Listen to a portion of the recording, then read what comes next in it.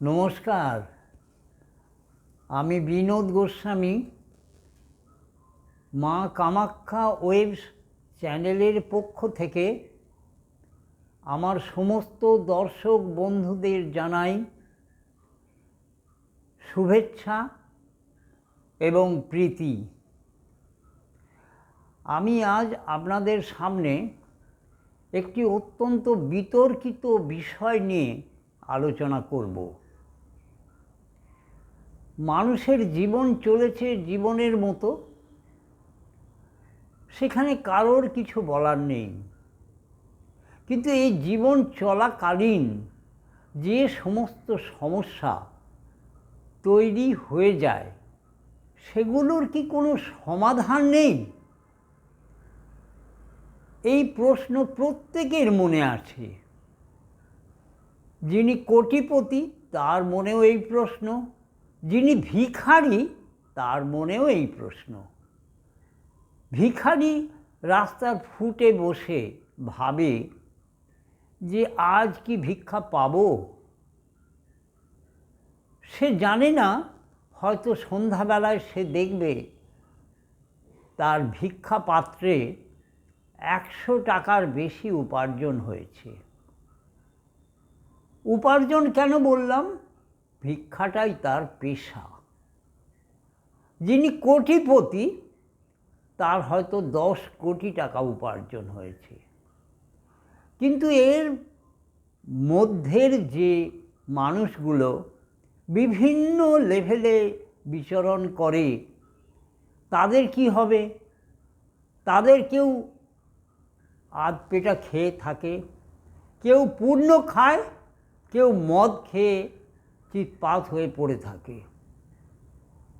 এই যে অসঙ্গতি, এ তো থাকবে চিরকাল। কিন্তু সমস্যাগুলোর কি হবে? কি করবেন এই সমস্যা নিয়ে মাথায় করে নিয়ে? কেউ আস্তে আস্তে ভিখারির পর্যায়ে নেমে যাচ্ছেন, কেউ ভিখারির পর্যায় থেকে ধীরে ধীরে উঠে আসছেন সুস্থ মানুষের পর্যায়ে। কিন্তু কি সেই সিঁড়ি যেটা ফলো করলে, যেটা বুঝতে পারলে আপনার জীবনের সিঁড়ি তৈরি হয়ে যাবে? কি করবেন? কোন দিকে যাবেন? মানুষ যখন বিপদে পড়ে তখন সে বুদ্ধি হারা হয়ে যায়, তার বুদ্ধি তখন কাজ করে না। তাহলে উপায়? এই বুদ্ধি হারা অবস্থায় যে যা বলে, কেউ বলল মন্দিরে যাও, কেউ বলল মসজিদে যাও, কেউ বলল গির্জায় যাওনি তুমি একবারও, তুমি কি গো? এইবার ভুক্তভোগী কিন্তু তার মতন করে চলেছে। গেলাম তো মন্দিরে, প্রার্থনা করলাম, মাকে বললাম, বাবাকে বললাম, তাদের অনুচরদের বললাম, কই কিছু পরিবর্তন তো দেখতে পাচ্ছি না। মসজিদে গেলাম, সেখানেও বলল অনেক কিছু, আমিও বললাম অনেক কিছু, কিন্তু কই রেজাল্ট কোথায়? গির্জায় গেলাম, সেখানেও প্রভু যিশুকে অনেক করে বললাম, কিন্তু কই, কোথায় রেজাল্ট? কোথায় ভুল হচ্ছে? জ্যোতিষ বলে একটা শব্দ আছে, জ্যোতিষ বলে একটা বিষয় আছে। গেলাম জ্যোতিষীর কাছে, কিন্তু কই কিছু পরিবর্তন তো দেখছি না। লক্ষ লক্ষ টাকার হিসেব। যাদের পরিবর্তন হচ্ছে তাও সামান্য কিছু। 100 গ্রাম চাল হলে আপনার পেট ভরবে, কিন্তু আপনি 5 গ্রাম চাল পাচ্ছেন। কি হবে তাহলে? এই 5 থেকে কি 100 বা 90 গ্রাম চালে আসবে না? একটা বিতর্কিত প্রশ্ন, চিরকালের প্রশ্ন। কি করা যাবে তাহলে? এর প্রতিকার খুঁজতে হবে। এই প্রতিকার খুঁজতে গিয়ে আমার 28 বছর সময় লেগেছে। এখানে ওখানে সেখানে বিভিন্ন মানুষের সাহচর্যে বিভিন্নভাবে টাকা ছিল না, ধার করেছি, টাকা থেকেও সুবিধে করতে পারিনি। এরকম বহু ঘটনা আছে, যে ঘটনার পুঙ্খানুপুঙ্খ পরিচয় দিতে গেলে একটা ভিডিওতে হবে না, এরকম অন্তত 50টা ভিডিও লাগবে। যাকগে, সেই আলোচনায় আসবো না। এখন প্রশ্ন হচ্ছে, এই বিপদ মুক্তির জন্য আমাদের পূর্বপুরুষরা তথা ঋষিবররা কতকগুলো কথা বলে গেছেন। কি সে কথাগুলো? না, পূর্ব জন্মের আমি আজকে মানুষ হয়ে জন্মেছি, আপনিও মানুষ হয়ে জন্মেছেন, কিন্তু এর পূর্ব জন্মে আপনি কি ছিলেন আপনি জানেন না। কিন্তু যাই থাকুন, আপনি কিন্তু সেই জীব অবস্থায় আপনি কতগুলো পাপ বা অন্যায় করেছেন, জেনে হোক বা না জেনে হোক। এই পূর্ব জন্মের পাপগুলো কিন্তু আপনাকে কাটাতে হবে। তবে পুরো কাটবে না, পুরো কাটলে ভগবানকে কেউ মানবে না, ঈশ্বরকে কেউ মানবে না। সেই জন্য কিন্তু কতকাংশে কাটবে। মানব জীবনের পার্থিব চাহিদাগুলো এমন কিছু না, টাকা, এই বাড়ি গাড়ি, কিছু সম্পদ, আর কিছু মানুষ আছে তারা টাকা দেখতে ভালোবাসে, টাকা খরচ করতে ভালোবাসে না।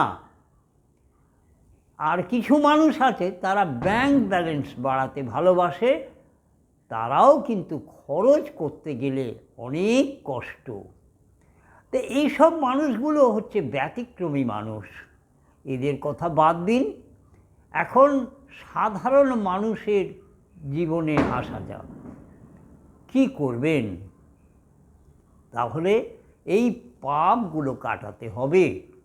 কিভাবে কাটাবেন? সাধারণ মানুষ অজ্ঞ নয়, অজ্ঞের অজ্ঞ। চান কিভাবে করতে হয় তারা জানেন না। গঙ্গা স্নান আরও শক্ত জিনিস। এই গঙ্গা স্নান কেন করবেন, কেন নদীতে স্নান করবেন? ঋষিদের হিসাব অনুসারে ঋষিরা অনেক ভাবনা চিন্তা করে, অনেক সাধনা করে একটি স্নানের কথা উল্লেখ করে গেছেন, সেটা হচ্ছেন অবগাহন স্নান। কাকে বলে সেটাও জানে না মানুষ। আমি গঙ্গার ঘাটে গিয়ে অনেককেই ডুব দেওয়া শিখিয়েছি, ডুব কি করে দিতে হয়। এই কিছুদিন আগে কামাখ্যায় গেছি, ব্রহ্মপুত্র নদীতে স্নান করব, ওর তীরে দাঁড়িয়ে আছি। এক বয়স্ক মানুষ আমার সামনে নামলেন, শীত আছে, সেই শীতে একটুখানি কাঁপতে কাঁপতে ডুব দিলেন 3টা। আমি আর থাকতে পারিনি। আমি বললাম, আপনার যথেষ্ট বয়স হয়েছে, এখনও ডুব দিতে শিখলেন না? এ কি? মানে আমার ভাবতে খারাপ লাগছে যে আপনার মতো বয়স্ক মানুষ একটা ডুব দিতে জানে না। কি লজ্জার কথা বলুন। আমি বাঙালি, উনিও বাঙালি। উনি আমার দিকে ফিরে উত্তর দিলেন, ওই হয়েছে। আমি কি হয়েছে? ওটা ডুব দেওয়া হয়েছে না চান হয়েছে আপনার? কিছুই হয়নি, আপনি কিছু পাপ সংগ্রহ করে নিয়ে গেলেন। তা ব্যাপার হচ্ছে এইগুলো, এই যে কিভাবে ডুব দিতে হয়, কটা ডুব দিতে হয়, এবং যারা বাড়িতে বাথরুমে স্নান করেন তারা কিভাবে করবেন, পুকুরে যারা স্নান করেন তারা কিভাবে করবেন, সবগুলো জানতে হবে। আপনি না জানলে তো পারবেন না। এখন ব্যাপার হচ্ছে যে এগুলো জানার জন্য সময়ের দরকার এবং যোগাযোগ করতে হবে। অন্তত আমার যা জ্ঞান আছে আমি আপনাকে দিতে পারবো। তবে সবটাই সময় সাপেক্ষ, সময়ের ব্যাপার। ভবিষ্যতে আবার দেখা হবে। নমস্কার।